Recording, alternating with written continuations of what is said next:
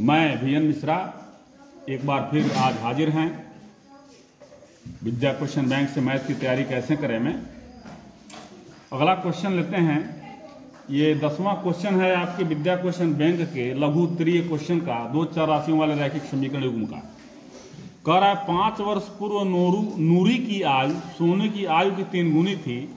10 वर्ष पश्चात नूरी की आयु सोने की आयु की 2 गुनी हो जाएगी। नूरी और सोनू की आयु कितनी है? तो आप पहले मान लीजिए, माना नूरी की आयु x और सोनू की आयु y। अब कह रहा है 5 वर्ष पूर्व। अब आप बताइए, मान लीजिए आपकी उम्र इस समय 10 वर्ष है, तो 5 वर्ष पहले कितनी थी? क्या करेंगे?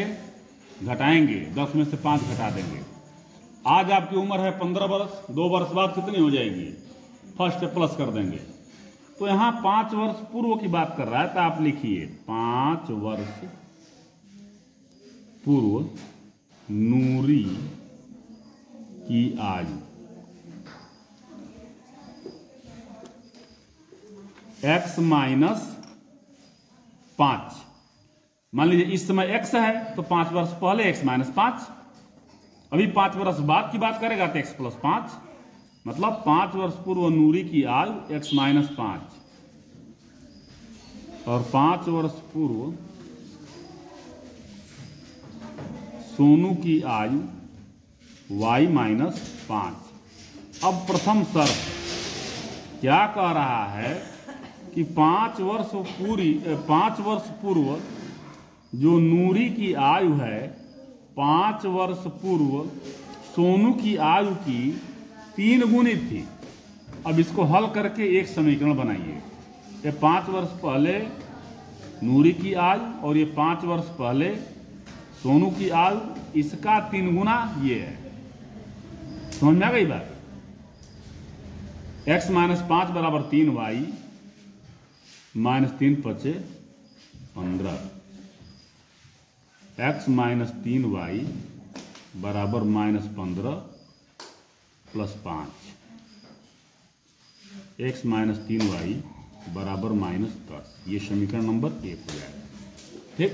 अब क्या कह रहा है?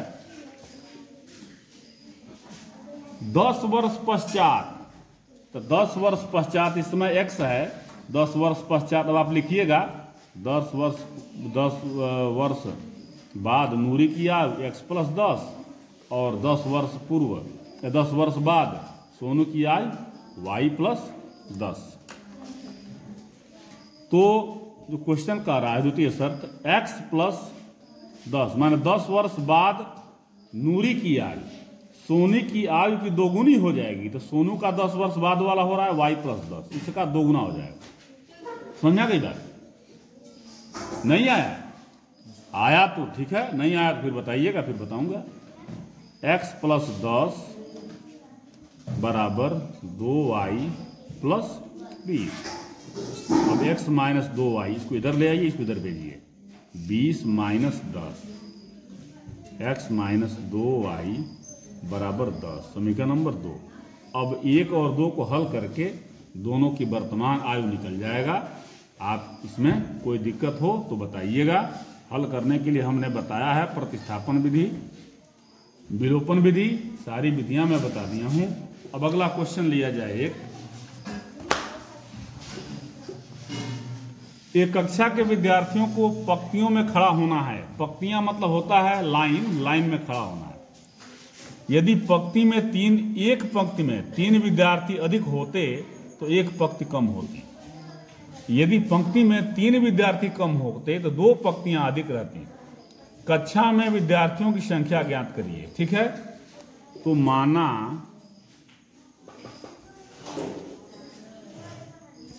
कक्षा में x पंक्तियां हैं। पंक्ति मतलब होता है लाइन।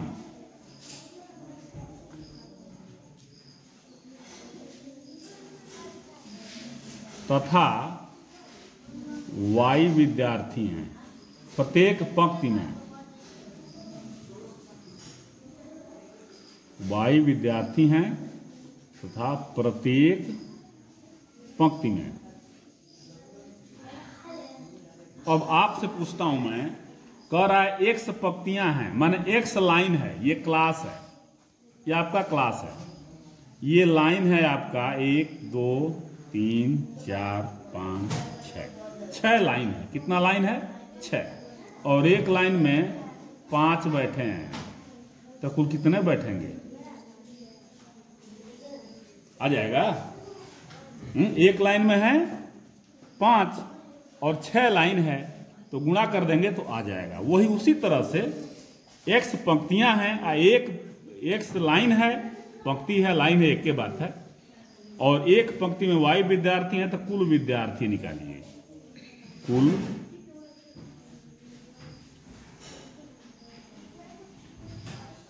कुल विद्यार्थियों की संख्या क्या हो जाएगी? xy। ठीक है। अब देखिए कह रहा है पंक्ति में 3 विद्यार्थी अधिक होते, पंक्ति है x है तो 3 विद्यार्थी अधिक होते, तो एक पंक्ति कम होती, जो ये y पंक्ति है ना, इसमें से एक कम होती। अब कुल विद्यार्थियों की संख्या है आपका ये, जैसे बताया हूं। अब ये आपका हो गया लाइन या पंक्ति हो गया, ये प्रत्येक पंक्ति में विद्यार्थियों की संख्या हो गया। कुल विद्यार्थियों की संख्या ये है, कुल विद्यार्थियों की संख्या ये है, और ये क्या दिया है? xy दिया हुआ है। इसको हल करके और एक समीकरण आप बनाएंगे, एनी प्रॉब्लम? अच्छा, अब क्या कह रहा है? यदि पंक्ति में 3 विद्यार्थी कम होते, अब आइए पंक्ति में 3 विद्यार्थी कम हो जाते तो 2 पंक्तियां अधिक बनती, यानी कि y है तो ये 2 अधिक बनता। अब कुल विद्यार्थी इतने हो गए, ये आपका है xy।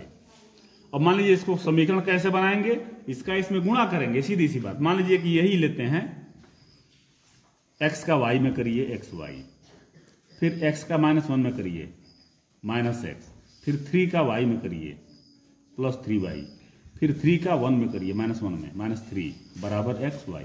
अब xy गायब हो गया। -x + 3y = 3, इधर 3 हो गया, चला गया। तो या माइनस से भाग दे दीजिए, x - 3y = -3, समीकरण नंबर 1। और अब वैसे ही इसको करके समीकरण बनाएंगे और दोनों को हल करेंगे। कर आए विद्यार्थियों की, कक्षा में विद्यार्थियों की संख्या ज्ञात करिए, x y का मान निकालिए और x और y का गुणा कर दीजिए, निकल जाएगा। निकलेगा? अच्छा, समझ में आ गई बात? आगे चलें। कह रहा है त्रिभुज ABC में एंगल C बराबर 3 एंगल B और बराबर 2 angle A plus angle B, ये है आपका। ठीक है, ये दिया हुआ है। कह रहा है त्रिभुज के तीनों कोण ज्ञात करिए। आप ये देखिए, त्रिभुज बन गया, इसके तीनों अंतःकोणों का योगफल 180 अंश होता है, यानी कि ये A है, ये B है, ये C है। Angle A plus angle B plus angle C बराबर 180 अंश। अब A प्लस B बराबर निकालिए, angle A plus angle B बराबर 180 माइनस एंगल C। ठीक, अब ये A प्लस B का मान इसमें रख दीजिए, आपका 3 एंगल, ये एंगल C बराबर 2 angle A plus angle B, यह है। तो 2 angle A plus B, A plus B का मान क्या है? 180 minus C, 180 minus C। Angle C बराबर, गुणा करिए, 360 माइनस 2C, इसको इधर लाइए, तो angle C plus 2 angle C बराबर 360, ये इधर आके प्लस हो गया।